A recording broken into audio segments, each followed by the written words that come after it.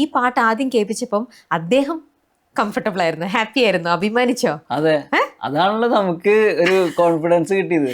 കാരണം നമ്മുടെ ഈ വട്ട് കറക്റ്റ് ആണ് എന്നുള്ളത് മനസ്സിലാകുമ്പോ. കാരണം എന്ന് വെച്ച് കഴിഞ്ഞാൽ ഞാൻ ഇത് സിദിൽ സുബ്രഹ്മണ്യം പുള്ളി എന്നോട് പറഞ്ഞിങ്ങനെ, നീ കൊടുത്തു നോക്ക്, ചെയ്തു നോക്കി നോക്ക്, നീ എന്നും ഇങ്ങനെ എന്താ പറയാ.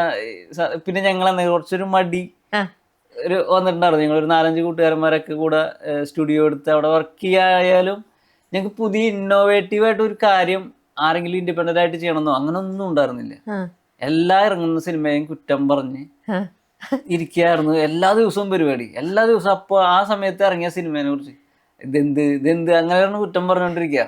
അപ്പൊ നമ്മള് ഈ പണിയിലേക്ക് ഇറങ്ങണം എന്നുള്ള ഒരു ചിന്തയില്ല. അപ്പോ ഇത് കഴിഞ്ഞ് അങ്ങനെ ഇത് ഒരു വട്ടം, ഇത് 2-3 പ്രാവശ്യം ഈ സിദിലേട്ടനും കേട്ടിട്ടുണ്ട്.